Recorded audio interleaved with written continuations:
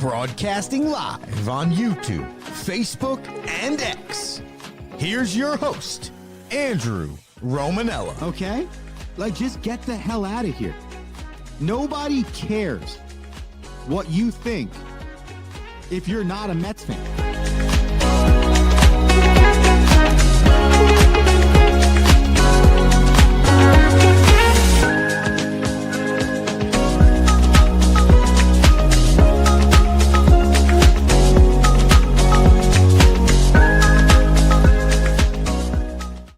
What's going on, everybody? Welcome in to another edition of The Rome Show, broadcasting live on YouTube, Twitter, X, Instagram, and Facebook. I am your host, Andrew Romanella. We got you for the next 25 or 30 minutes, and we have a lot to cover. Coming off the weekend, we have a first-time major champion in Aaron Ra. A Game 7 victory in Cleveland, a Game 7 forced in Buffalo. The Mets win the Subway Series, and SGA does something that only Hall of Famers do, winning back-to-back MVPs in the National Basketball Association. You want to get in on the conversation? It's easy. YouTube.com/The Romanellas. That's YouTube.com/The Romanellas. Hit that subscribe button when you get there. People, we are on the race for 100 subscribers. YouTube.com/The Romanellas. Twitter, X, Instagram, The Rome Show 1. Twitter, X, Instagram, The Rome Show 1. That's The Rome Show, then the number 1. Facebook.com/The Rome Show. So many ways to get on the show. If you head to YouTube, Twitter, X, or Instagram, the easiest ways to comment. As you can see, Meg from Down Under here and ready to rock. We're not going to waste any time getting into some of the best of the weekend, starting with Aaron Ra winning the PGA. You're simply the best. Championship yesterday. Congratulations to Aaron Ra. First-time champion of a major. He won the PGA championship yesterday with the score of -9, and in the final 9 holes of his round went an very, very impressive -5. That is the second win on the PGA Tour for Aaron Ra, who in 2024 came in first place for his first PGA Tour victory in the Wyndham Championship. Ra, who was in a mix of golfers the entire weekend. If you didn't spend time watching the PGA Championship, you might have missed out on a little bit of arguably one of the closest, tightest races we have seen in a really long time. Just looking at the leaderboard once it ended, you have Ra at -9. Then you have Rahm and Smalley at -6. Thomas, Schmid, and Aberg at -5. Smith, Schauffele, McIlroy at -4. Then another 4 golfers at -3, and another 4 golfers at -2. And when we started the weekend on Saturday, there was somewhere between 45 to 50 golfers that were within 3 shots of the lead. And the amount of people that found themselves at the top of this leaderboard throughout the 4-day tournament in Philadelphia was awesome. But at the end of the day, Aaron Ra comes away with his first major championship and his second win on tour. Rather impressive. If you listen to the quotes from yesterday's PGA championship, Rory McIlroy said it best. There's not one person on tour that is not happy for the guy who does things very uniquely. And I think that was my favorite part about learning about Aaron Ra yesterday. He wears 2 gloves, which is quote unquote sacrilegious. And he has iron head covers, something you don't normally see. I found this quote from Aaron Ra in an interview he did with Sirius XM Radio in 2021, and I thought it was super Awesome. Okay, and Rory McIlroy said yesterday there's not one person in the clubhouse that's not happy for the guy. Just a stand-up dude that took the longest, hardest route to get to the PGA Tour, let alone an opportunity to win a tournament. Okay, play on the DP World Tour, play on the Korn Ferry Tour, do what you have to do pecking order-wise to get there. Aaron Ra did all that and was rewarded yesterday. Here's what he had to say about his iron covers and wearing 2 gloves on tour, something you do not see any golfer do. I grew up in a very much working class family, and golf has always been a very expensive game. I started from the age of 4 years old, and my dad used to pay for the equipment, pay for any membership, my entry fees. And it wasn't money that we really had, to be honest, but he'd always buy me the best clubs. When I was about 7 or 8 years old, my dad bought me a set of Titleist 690 MBs, and they were like 800 to 1,000 pounds back then, just for a set of clubs for a kid.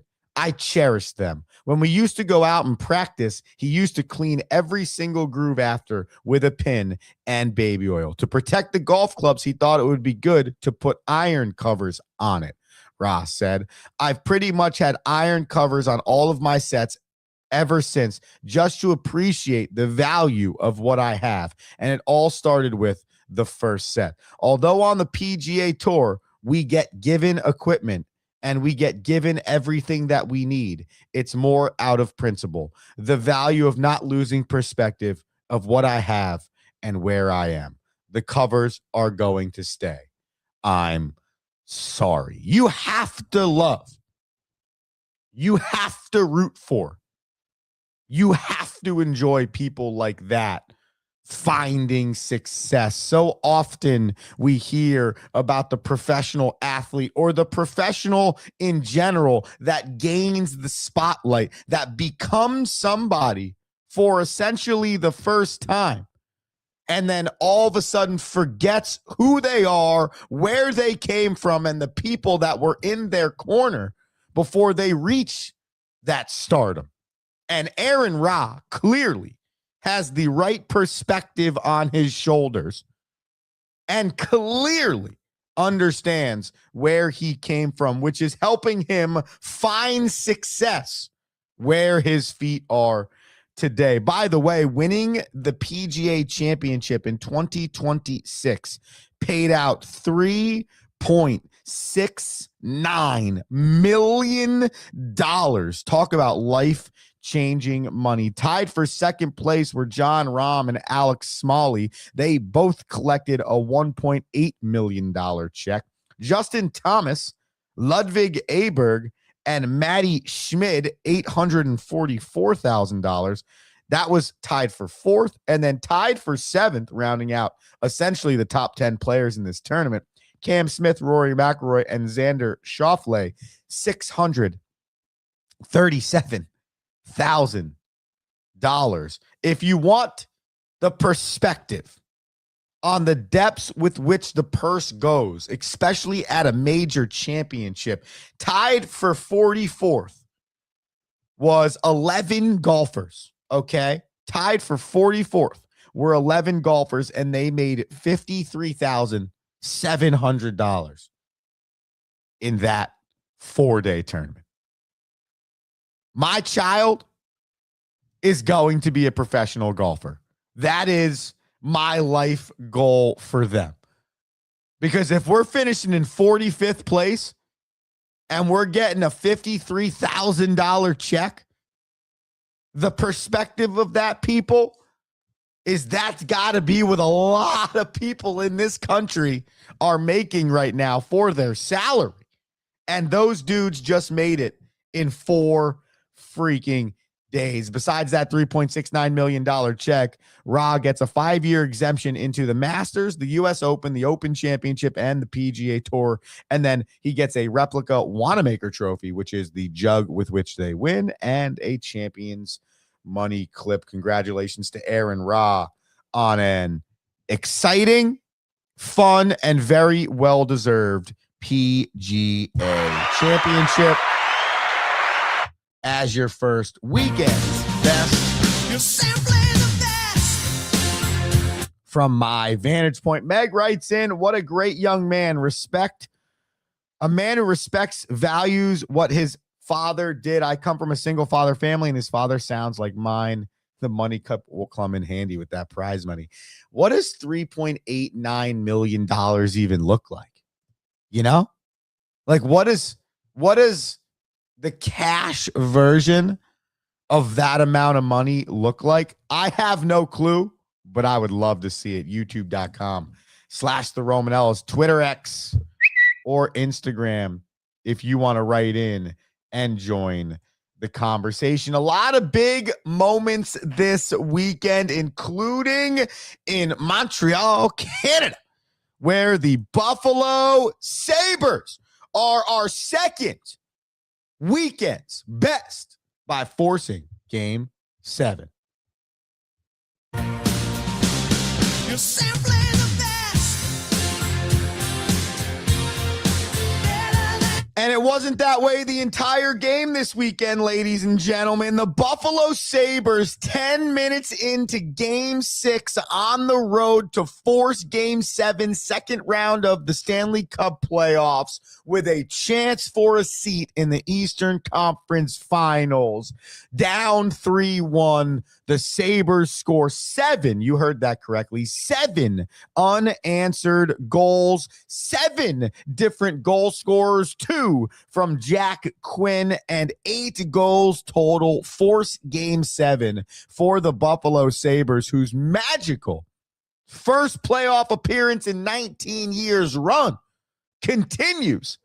And not only continues, gives you an electric atmosphere brewing tonight in Buffalo, New York, for Game 7 versus the Canadiens. It's going to be exciting, and it is going to have a lot, because this series has had defensive games. It's had coaches making decisions against each other. It's had crazy challenges. It's had goalies being pulled. It's had high-scoring contest. Montreal versus Buffalo has given you everything you need in a series, and it culminates tonight with Game 7 for a chance to play the Carolina Hurricanes in the Eastern Conference Finals, who will be off for nearly 2 weeks by the time this series gets started. Alex Lyons started this game for the Buffalo Sabres after Ukko-Pekka Luukkonen was semi-decent at best in Game 5. Well, Alex Lyons was atrocious. He saw 4 shots and gave up 3 goals, so UPL was put back into the game. Only thing that scares me about this Buffalo Sabres team, they really just can't get their goaltending right. But UPL on this night, 18 shots, 0 goals allowed, and on the road 2, by the way, which is rather impressive. So I'm going to guess UPL's playing tonight. I'm going to guess this series is going to overtime. And I'm going to guess, though the Buffalo Sabres fan wants me to be like, but they went on the road, Game 6, they won in Montreal, Game 6, in the fashion that they won. How do you not feel excited for them to come home? Well, last night, as we'll get to in a second, I witnessed the Cleveland Cavaliers, who had a chance to seal the series in Cleveland. I watched them slaughter the Detroit Pistons, the number 1 seed, on the road by 30 plus last night in a Game 7 to punch their ticket to the basketball Eastern Conference Finals. And I have a feeling the same thing's going to happen tonight. And here's my belief. And it could be on the basketball side of things, or it could be on the hockey side of things. My belief is sometimes you take a series lead, you come home, you're the home team, it's supposed to go your way. You just made it so that the most important game of the year was played on your home ice or in your home building. There's a lot of pressure there. There's a lot of expectations there. And I could see why a team, though, from the outside looking in or from the common fan perspective, you look at that and you go, this should be a series victory for the Montreal Canadiens. The Bell Center is arguably one of the hardest places in sport, point blank period, to play in. And on top of that, if I told you 10 minutes into that game, you'd have a 3-1 lead, Game 6 at home to clinch a spot in the Eastern Conference Finals, there's not many people telling me the Montreal Canadiens are losing that game.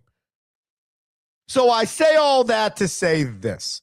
As much as I want the Sabres run to continue, as much as I enjoy watching the Sabres play hockey, and as fun as this has been, 8 goals on the road in Montreal to keep your season alive. There's a lot of juice that goes into getting that done. Now you come home, Game 7, the 1 seed, the reason you got home ice, 100,000 Buffaloites right outside the stadium probably going bonkers. Can this young Buffalo Sabres team handle that pressure? Can they put that noise aside and simply just handle this 60 minutes of hockey? My prediction is no. And not no in a bad way. I don't think this is going to be 8-3 the other way. Canadians win, see you later. I'm thinking 3-2. Late in the first overtime period, the Montreal Canadiens win on the road. By the way, I don't care what happens tonight, Buffalo. Even if you do win, obviously you're going to be stoked. But if you don't, unbelievably exciting. Unbelievably cool to be a fan of the Buffalo Sabres right now. Imagine being a fan of Buffalo sports right now. Okay? This is the best 6-year stretch the Buffalo Bills have literally ever had outside of Jim Kelly taking them to 4 straight Super Bowls, which, as a Buffalo Bills fan, I don't know what's worse, is having an MVP caliber quarterback and a decade worth of being relevant cool, or is having a 4 or 5 year span, which is the greatest 4 or 5 year span in a long time for your franchise, but you have no championship nonetheless.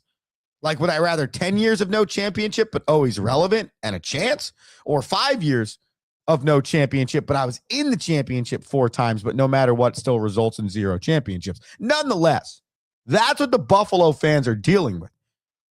That's what's gone on.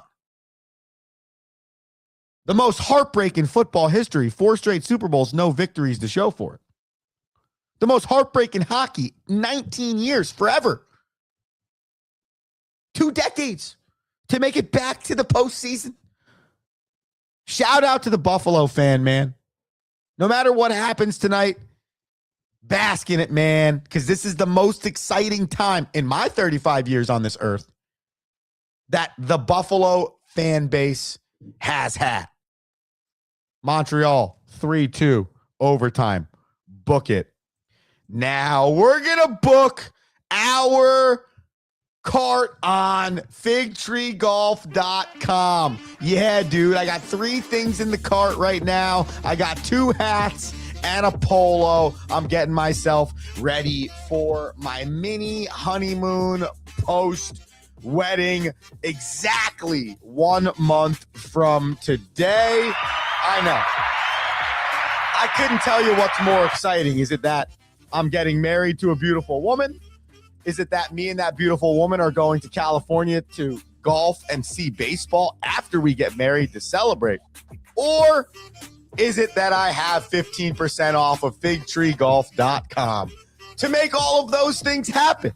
So when I do get to California and I do want to look good in that beautiful West Coast sunshine, I'll have my Fig Tree Golf polo on and it'll be looking good. You can do the same. Head to figtreegolf.com. Use promo code Andrew Romanella at checkout. What I say? Oh, figtreegolf.com, figtreegolf.com. Figtreegolf.com, promo code Andrew Romanella. Hey, we still got to talk Cavs, Pistons, Subway Series, and SGA MVP. We'll do all that after this commercial break.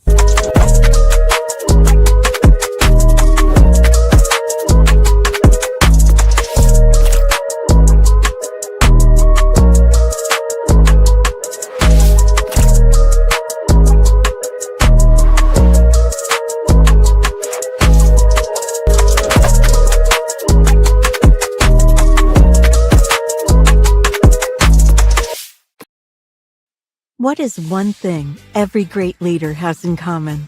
They challenge their people to not stop at the first right answer. Tighten the Lug Nuts is a leadership book that will teach you how to move past the first right answer with entertaining and detailed examples founded in real-world concepts and experiences. Accelerate towards your professional goals with Tighten the Lug Nuts, one of the best leadership books available.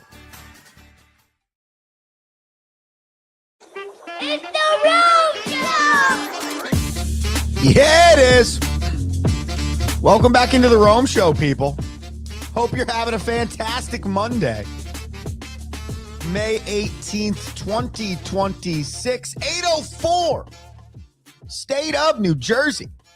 Andrew Romanella coming at you. YouTube.com/the Romanellas. Twitter X. Instagram. Facebook.com/the Rome Show. So many ways to get involved. The biggest thing is we ask that you just head over and you subscribe to the show. If you could subscribe on YouTube, that'd be electric. Facebook, Twitter X, whatever. Follow, subscribe. You know the drill. Last night, the Cleveland Cavaliers, they knew the drill. That's for damn sure. And they put a hurting on the Detroit Pistons. And it was, I'm not going to lie to the people, low-key embarrassing for Detroit at home. Game 7, they lost 125-94. And this was a group effort for the Cleveland Cavaliers. First and foremost, no surprise here, James Harden didn't even reach double digits in points in this contest. Only had 6 through the first 30 minutes of the game. Finished with 9.6 assists, 5 rebounds. But the kicker is he didn't need to do a damn freaking thing because Jarrett Allen, yeah, you heard that correctly. Evan Mobley, yeah, you heard that correctly. And off the bench, Sam Merrill, okay, all had 20-plus points. That contingent right there combined for 67 of the Cavs' 125 points. So 3 players, 2 in the starting lineup for the Cavs in Mobley and Allen, and 1 off the bench in Merrill, combined for 67 points. The Detroit Pistons only scored 94 points last night. So that means the entire Detroit Pistons team, 94, 3 players not named, like I cannot stress enough, not named Donovan Mitchell and James Harden, 67. Okay, and then you add Spider in there with 26 to lead the way. And the Cleveland Cavaliers are off and running. This was not even a game. They were up by 17 at half. The Detroit Pistons were terrible. And on top of that, your best player fizzled out last night. 1 point in the second half for Cade Cunningham. But when you have to lead your team in scoring for how good the Cavs were, is how bad Detroit was. And I've been saying this all year. It's Cade Cunningham, and then it's everybody else. And when you looked at the halftime stats, and Cade had 12, and the next closest player had 6, and you looked at the halftime stats, and Donovan Mitchell had 17 or 16, and Jarrett Allen had 17, and Merrill had 13. You saw your difference right there. You have to be able to spread the basketball. You can't have one singular player be the difference for your team. We've been watching it in Minnesota with Anthony Edwards for the last 3 seasons. Julius Randle, not good enough as a number 2 to get you over that hump. Tobias Harris is not good enough as a number 2 to get you over that hump. And my weekend's worst has to go to the Detroit Pistons, the number 1 seed. They went 7 games in the first round versus the 8 seed, and then they lose in 7 games in the second round versus the 4 seed. I do understand that this is a young team continuing to grow, but this wasn't their first playoff appearance. They're the number 1 seed, their first time with that pressure. The first time where everybody's looking up at you. And that changes things. Now, I'm not going to say that a number 1 seed in the D3 baseball tournament can be treated the same as the number 1 seed in the National Basketball Association headed into the playoffs, but I can tell you this. When you spend the entire season trying to just make the postseason, now Detroit, for the most part, was probably going to be the 1 seed. But when you start the year and your whole goal and your mindset and you set out and you just say, I'm going to make the playoffs, that's our goal, and you find yourself at the top looking down, and you were never prepared for that. 0%, zero chance. Did Bickerstaff and staff start the year going, we're going to be the number 1 seed. We're going to outplay the Celtics. We're going to outplay the Knicks. We're going to outplay the Cleveland Cavaliers. Who were above us last year. We're going to outplay all of those teams and be the number 1 seed. No. There might have been a conversation like, hey, we want to finish top 4 here. Yeah, of course. We want a home playoff series. Yeah, of course. But no one in a million years was taking the Pistons to be the 1 seed. And that pressure gets to you. I don't care who you are, how good you are at basketball, how good you were during the regular season. When win or go home is on the line, it shows the gumption of every single player and every single team in those moments. And yesterday, and for the most part, this postseason, the Detroit Pistons were not ready for the challenge of being the best team in the Eastern Conference. And now you set up with what a month ago you didn't think would be that great of a matchup. You're looking at one of the most fun matchups, I think, right now between Jalen Brunson and Donovan Mitchell / James Harden. And then on the other side, you have the 2-time in a row defending most valuable player in the league in Shai Gilgeous-Alexander against Rookie of the Year and former MVP Victor Wembanyama on the Western Conference side. What a 2-pack of conference championships we have on deck in the National Basketball Association. And these games can truly go either way. As easily as I see either of these teams sweeping any of these teams is as quickly as I see Game 7 in both. I could see the Knicks and the Cavs series being something like the Knicks go up 2-0 at Madison Square Garden. Then the Cavs tie it 2-2 in Cleveland. And then it's a back and forth from there till we get to a Game 7. And I could see the Spurs and the Thunder being literally every other game, much like we just watched with the Vegas Golden Knights and the Anaheim Ducks, until somebody gets ready to win Game 7. These two series in the NBA are going to be electric. And I cannot wait. And the owner of the Cleveland Cavaliers, I think his name is Dan Gilbert, if I'm correct about that, brought an insane amount of fans, 25 buses worth of fans, to Detroit so that he could show the team the support and help them win that game. Donovan Mitchell said it's extremely generous of him, but I also know he wants us to win badly and have more support. I think it matters. I think it matters when you see friendly faces, people screaming and yelling for you. I think it's also just good for the NBA.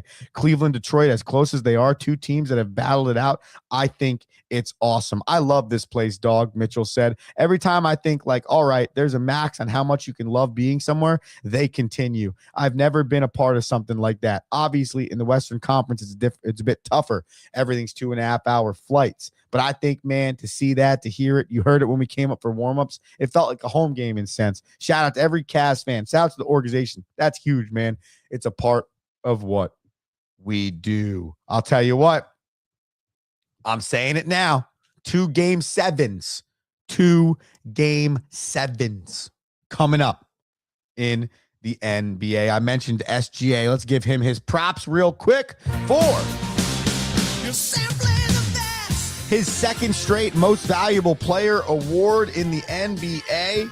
He's the 5th active player to do it, the 7th in the past 40 years to win it and be under the age of 28. For those who are counting at home, okay, the players in the Hall of Fame, the players that have won 2 straight MVPs, all made it to the Hall of Fame. Those names would be Rick Nash, Larry Bird, Moses Malone, Kareem Abdul-Jabbar, Wilt Chamberlain, and Bill Russell. SGA joins some incredible company. Also, by the way, he was rated this year's Clutch Player of the Year with 175 points in clutch minutes. He had 31.1 points per game, a 55.3% field goal percentage, and averaged 6.6 assists per game for his 2nd straight most valuable player, because SGA is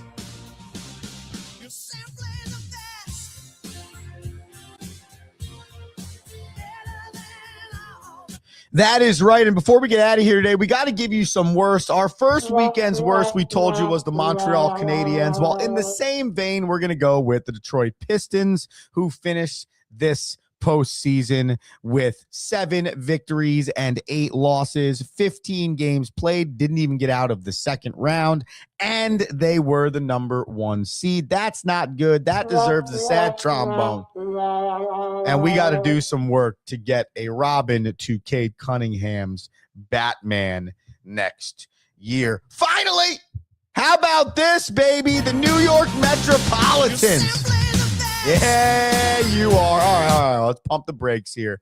They're 20-26. They've won 5 of their last 6 games. They've won 2 straight series in a row. And yes, yesterday they defeated the New York Yankees in game number 3 of the Subway Series to take the Subway Series by 2-3 margin and win 5 of their last 6 games at home on this homestand. Starting to right the ship are the New York Mets. And I went to the game on Saturday. And by the way, it was electric.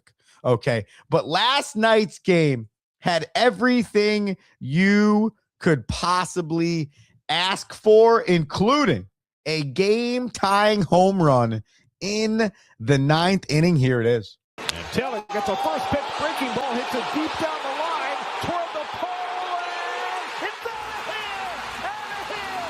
Tyrone Taylor ties the game with a 3-run homer. How about that?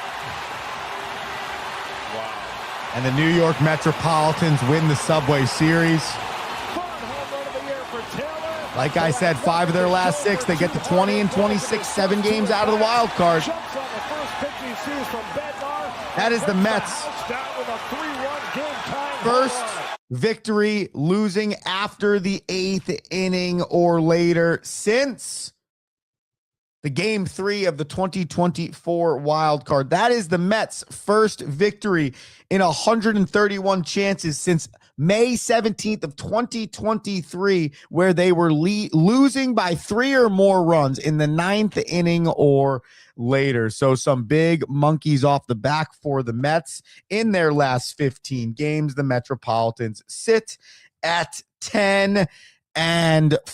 They did lose Clay Holmes to a broken leg off of a liner over the weekend, so that is super disappointing. But nonetheless, playing better baseball. They're not the only NL East team, by the way. You might have forgotten about those Philadelphia Phillies who fired their manager 19 games ago. Well, Don Mattingly, the interim, now has the Phillies at 15-4.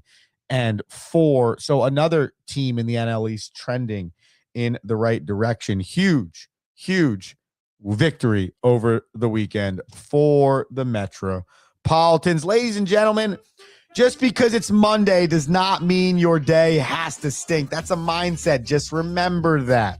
Okay? Just remember that. So turn off the Rome Show now that it's over.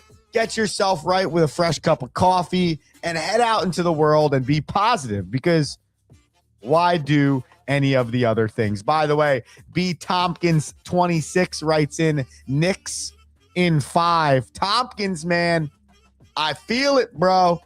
I feel it. By the way, a lot of orange and blue being spoken about on this show today. Let's go Knicks. Let's go Mets. Let's go Sabres. Yeah. Let's go Sabres. Let's go you, the listener, for supporting the show. I'm Andrew Romanella. Have an electric day. Peace. Thank you for listening.